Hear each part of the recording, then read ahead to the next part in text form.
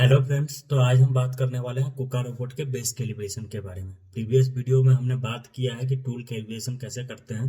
अगर आपने वो वीडियो नहीं देखा है तो मैं आई बटन में लिंक दे देता हूँ, आप वहां से जाके वीडियो को चेक कर सकते हैं।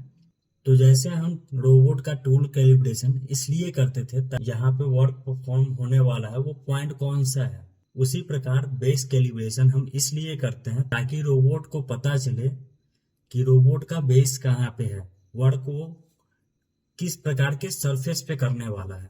वो सरफेस फ्लैट है, प्लेन है, एंगल पे है, किस प्रकार का है, वो सरफेस के बारे में रोबोट को पता हो कि हमें वर्क कहाँ करना है। इसलिए हम बेस कैलिब्रेशन करते हैं।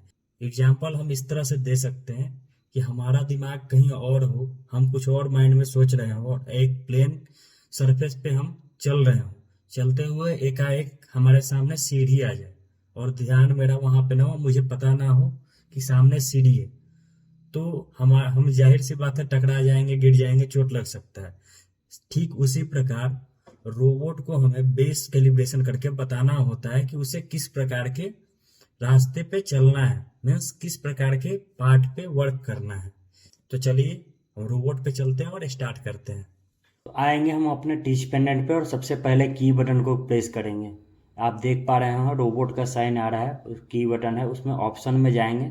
यहाँ पहला है एक्सिस मोड, जिसमें आप राइट साइड में देखेंगे A1 A2 A3 A4 करके सारे एक्सिस का नंबर आ रहा है, जिसे प्लस माइनस करके हम एडजस्ट करते हैं।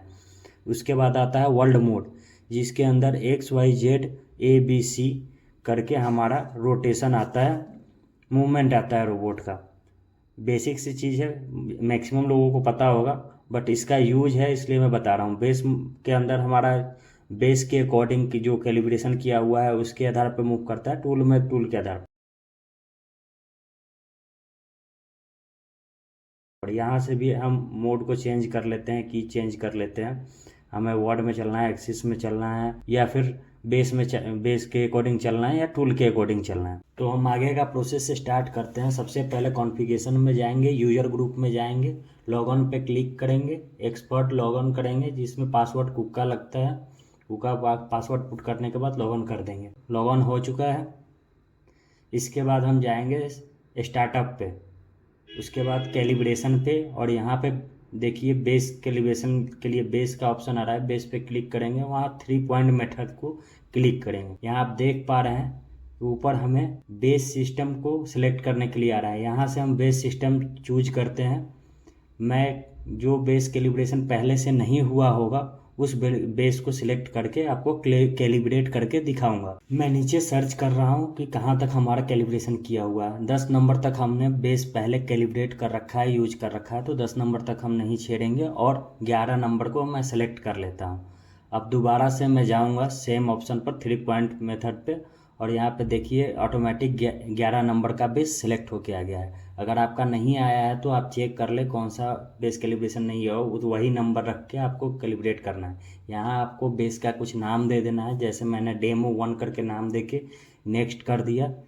टूल हमेशा 1 रखना है। अगर आपके पास एक से ज़्यादा टूल हैं तो आप टूल नंबर भी चेंज कर सकते हैं। ये नेक्स्ट करने के बाद आपको इस तरह से इंटरफेस देखने को मिलेगा, move the TCP to the origin of the new base coordinate system. इसका मतलब है न्यू बेस कोऑर्डिनेट के लिए टीसीपी पॉइंट को अलाइन करना है। टीसीपी मतलब होता है टूल कैलिब्रेशन पॉइंट, जो कि टूल कैलिब्रेशन के वीडियो में आप जान चुके हैं। अब हम पहले फर्स्ट पॉइंट को अलाइन कर रहे हैं। अलाइन करते समय माइनर गैप रखना आवश्यक है। आप फिलर गेज से भी मेजर कर सकते हैं। अलाइन करने के बाद पहला पॉइंट कैलिब्रेट करेंगे कुछ इस प्रकार से। कैलिब्रेट के बटन पे क्लिक करेंगे, उसके बाद में यहाँ पे अप्लाई करने के लिए बोलेगा, अप्लाई करेंगे, यस कर देंगे। Move the TCP to a point on the position X axis of the new coordinate system. अब हमें एक्स एक्सिस को नेक्स्ट पॉइंट पर मूव करना है। मूव करते समय आपको ये ध्यान रखना है कि एक्स एक्सिस को हमेशा प्लस के डायरेक्शन में मूव करना है। यहाँ पे आप अपने एक्स एक्सिस के डायरेक्शन को चेंज भी कर सकते हैं। अगर आप अपने एक्स एक्सिस को प्लस करते समय रिवर्स डायरेक्शन में मूव कराना चाहते हैं तो आपको रिवर्स डायरेक्शन में रोबोट को पॉइंट को अलाइन करके और कैलिब्रेट पे क्लिक करना है, दोबारा यस पे क्लिक करना है। जैसे ही हम यस पे क्लिक करेंगे कुछ इस प्रकार का इंटरफेस आएगा जहां move the TCP to a point with position y value on the xy plane of the new base coordinate system, ये लिख के आएगा। मीन्स y को मूव कराना है प्लस के डायरेक्शन में। अगर यहाँ पे आपको ध्यान देना है, अगर आप y एक्सिस को अपोजिट डायरेक्शन में माइनस के डायरेक्शन में मूव करा के और कैलिब्रेट कर देते हैं तो जब भी आप की सिलेक्शन में बेस को सिलेक्ट करेंगे और y को मूव कराएंगे तो आपका y अपोजिट डायरेक्शन में मूव करेगा। तो हम कुछ इस प्रकार से अब आखिरी और थर्ड पॉइंट को कैलिब्रेट कर देंगे। कैलिब्रेट करने के बाद आप देख पा रहे हैं यहाँ पे लिख के आ रहा है please press save only they are data applied, मतलब इस डाटा को अप्लाई करना चाहते हैं तो सेव पर क्लिक करें। तो हम सेव पर क्लिक करेंगे कुछ इस प्रकार से।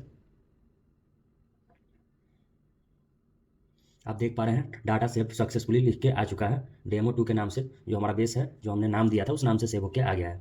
अब आप ऊपर से जाके चेक कर सकते हैं, ये हमारा B11 डेमो 2 के नाम से सेव है। यहाँ से हम बेस सिलेक्शन करते हैं। अब सबसे पहले हम टूल एंड बेस में जाके बेस 11 सेलेक्ट करेंगे जो डेमो 2 है। उसके बाद हम की में जाएंगे और यहाँ पे की पे क्लिक करके बेस को सिलेक्ट करना है क्योंकि हमें बेस के अकॉर्डिंग मूव कराना है। अभी मैं बेस सिलेक्शन करने के बाद में एक्स एक्सिस को मूव करके दिखाता हूँ। ये वही सरफेस है जिस पे हमने बेस कैलिब्रेशन किया था। यहाँ पे गैप मेंटेन करके रोबोट बिना किसी परेशानी के मूव कर पा रहा है। अभी मैं बेस को चेंज कर दूंगा।